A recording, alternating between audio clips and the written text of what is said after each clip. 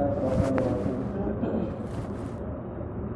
نحمده ونصلي على رسوله الكريم أما بعد أعوذ بالله من الشيطان الرجيم بسم الله الرحمن الرحيم شهر رمضان الذي أنزل فيه القرآن هدى للناس وبينات من الهدى والفرقان صدق الله العظيم. محترم بزرگ اور دوستو، بڑے قابل مبارکباد ہیں وہ انسان جن کو اللہ تبارک و تعالیٰ نے رمضان المبارک کا یہ مہینہ عطا فرما دیا. کتنے لوگ تھے جو پچھلے سال موجود تھے رمضان المبارک کے مہینے میں، اس سال نہیں ہے، اور کتنے ایسے ہوں گے جو اس سال ہے اور آئندہ سال رمضان المبارک کا مہینہ نہیں ملے گا. اس کا اندازہ آپ اس سے لگا سکتے ہیں. دو شخص اللہ کے نبی صلی اللہ علیہ وسلم کی خدمت اقدس میں حاضر ہوئے، دونوں ایک ساتھ ایمان لائے، اور ایمان لانے کے بعد دونوں نے نیک عمل شروع کر دیے. ان میں سے ایک نیک عمل کرنے میں تھوڑا تیز تھا، دوسرا بھی چھوڑتا نہیں تھا لیکن ایک تھوڑا تیز تھا نیک عمل کرنے میں.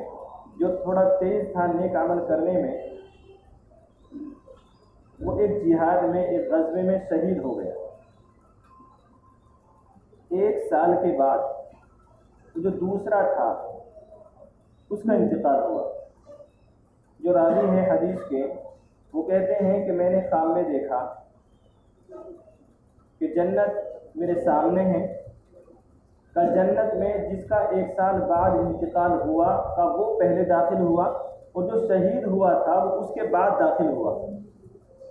اور کہا میں نے داخل ہونا چاہا تو مجھے روک دیا گیا کہ ابھی تمہارا وقت نہیں آیا. تو جیسے آنکھ کھلی تو ان کو بڑی حیرت ہوئی،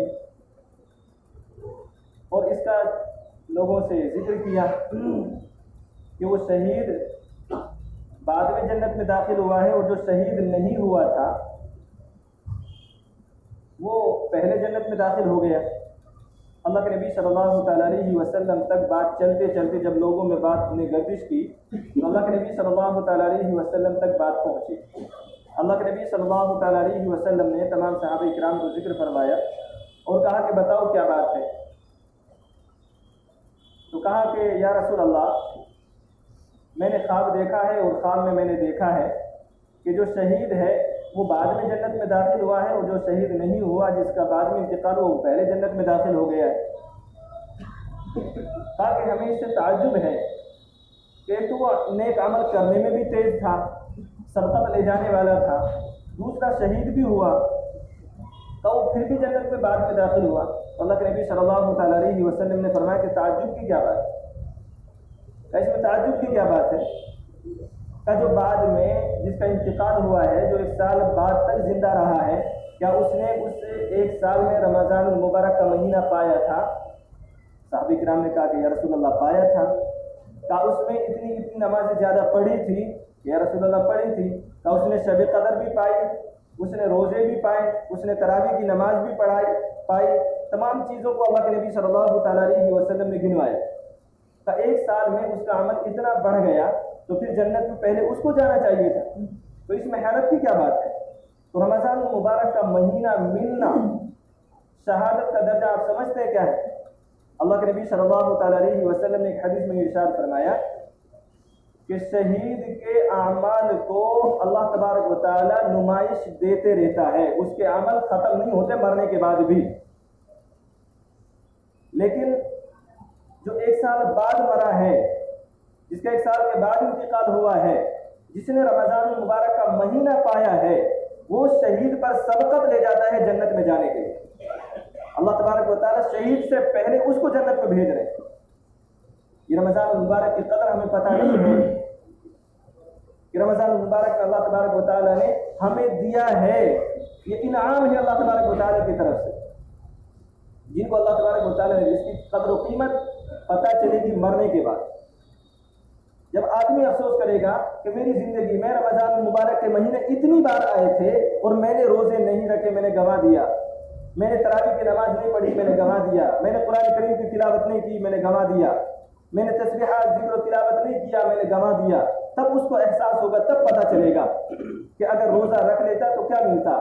اللہ کے نبی صلی اللہ تعالیٰ علیہ وسلم نے ارشاد فرمایا الصوم لی انا اجزا به وانا اجزی به، کہ روزہ میرے لیے ہے، اس کا بدلہ میں خود دوں گا یا اس کے بدلے میں خود ملوں گا. واقعہ آپ نے سنا ہے، ایک بادشاہ تھا، وہ اپنی باندیوں میں سے ایک باندی کو زیادہ عزیز رکھتا تھا. دوسری باندیوں کو حسد ہونے لگا. عورتوں میں حسد کی بیماری زیادہ پائی جاتی ہے بنسبت مردوں کے، آج تو مرد بھی پیچھے نہیں. تو باندیوں کو حسد ہوا، انہوں نے بادشاہ سلامت سے شکایت کی کہ آپ ان کو زیادہ عزیز رکھتے ہیں جبکہ ان سے زیادہ خوبصورت آپ کی اور بھی باندیاں ہیں. تو بادشاہ سلامت نے کہا کہ اس کا نمونہ دکھانا چاہیے. تو بادشاہ سلامت نے کہا کہ ہیرے جواہرات لائے گئے. ہیرے جواہرات لائے گئے، زمین پر بکھیر دیا گیا، پھیلا دیا گیا. کہا کہ جو جتنا اٹھا لے گا وہ اس کا ہے. ساری باندیوں نے اٹھانا شروع کر دیا. جس کی شکایت کر رہے تھے وہ باندی کھڑی ہے. بادشاہ نے کہا تمہیں ضرورت نہیں ہیرے جواہرات کی، تمہیں مال کی ضرورت نہیں، کیونکہ بادشاہ سلامت ضرورت تو ہے لیکن مجھے ہیرے نہیں، ہیرے والا چاہیے. جنت اسے ملے جسے جنت کی طلب ہے، ہمیں جنت نہیں، ہمیں جنت والا ملے گا اگر روزہ پابندی کے ساتھ رکھیں گے تو روزے کے بدلے میں. اور جب روزے جنت والا مل جائے گا، اللہ تبارک و تعالیٰ جب مل جائیں گے تو پھر جنت تو اس کی ہے ہی. تو روزے میں اس سے بڑا انعام کیا ہو سکتا ہے کہ اللہ تبارک و تعالیٰ فرما رہے ہیں کہ میں خود مل جاؤں گا اس انسان کو جس نے روزے کو روزے کی طرح روزے کے آداب کے ساتھ رکھا. دوسری عبادت اس مہینے کی وہ ہے تراویح کی نماز کی. معلوم ہے تراویح کی نماز پر اللہ تبارک و تعالیٰ کیا عطا فرماتے ہیں. اللہ کے نبی صلی اللہ تعالیٰ علیہ وسلم نے ارشاد فرمایا ایک سجدے کے بدلے میں اللہ تبارک و تعالیٰ 1500 نیکی عطا فرماتے ہیں. تراویح کی نماز میں بہت سارے لوگ تراویح پڑھ چکے، قرآن پورا کر چکے، اب ان کی تراویح پوری ہو گئی. یہ بات یاد رہے کہ تراویح میں پورے قرآن کریم کا سننا یہ الگ سنت ہے، اور پورے مہینے چاند دیکھ کر کے اور چاند دیکھنے تک تراویح کا پڑھنا یہ ایک الگ سنت ہے. جن حضرات نے قرآن جلدی پورا کر لیا ہے ان کو چاہیے کہ وہ تراویح پڑھیں، پابندی کے ساتھ تراویح نہیں چھوڑیں. قرآن مکمل ہوا ہے، تراویح مکمل نہیں ہوئی ہے. تراویح چاند دیکھ کر کے شروع ہوتی ہے اور چاند دیکھ کر کے ختم ہوتی ہے. تو تراویح کی نماز پر اللہ تبارک و تعالیٰ ایک سجدے کے بدلے میں 1500 نیکیاں عطا فرماتے ہیں.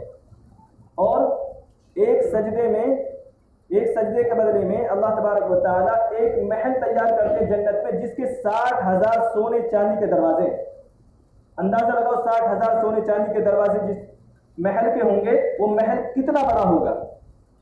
اور فرمایا کہ ایک سجدے کے بدلے میں اللہ تبارک و تعالیٰ ایک درخت جنت میں لگاتے ہیں کہ 100 سال تک عربی گھوڑا اس کے نیچے دوڑ سکتا ہے، اتنا اس کا سایہ ختم نہیں ہوگا. یہ اللہ تبارک و تعالیٰ تراویح کی نماز پر عطا فرماتے ہیں. ابھی تو ہمارے یہاں یہی مسئلہ ہے کہ ہم تراویح کی نماز 20 پڑھے، 8 پڑھے، 12 پڑھے. تراویح پہلے تراویح کو تراویح نہیں کہتے تھے، پہلے تراویح کا نام تھا قیام اللیل، رات کا قیام. تراویح بعد میں پڑھا. تراویح ترویحہ آرام کرنا. مکے کے لوگ جب شروع میں تراویح پڑھا کرتے تھے تو جیسے 4 رکعت کے بعد دعا پڑھتے ہیں تو مکہ کے لوگ 4 رکعت کے بعد طواف کیا کرتے تھے. اس کے بعد پھر دوسری 4 رکعت، پھر 4 رکعت پڑھ لی، پھر طواف کیا کرتے تھے. لوگ کم ہوتے تھے تو 5-7 منٹ میں طواف ہو جایا کرتا تھا. جب مدینے والوں کو اس بات کا پتہ چلا کہ یہ تو ہر 4 رکعت کے بعد تراویح کا تو ثواب مل ہی رہا ہے، کہیں تو طواف کو بھی ثواب لے رہے ہیں، تو ہم کیا کریں. حضرت شیخ سالم رحمۃ اللہ علیہ یہ مسجد نبوی کے درس دیا کرتے تھے اور مدینے کے بہت بڑے عالم گزرے ہیں.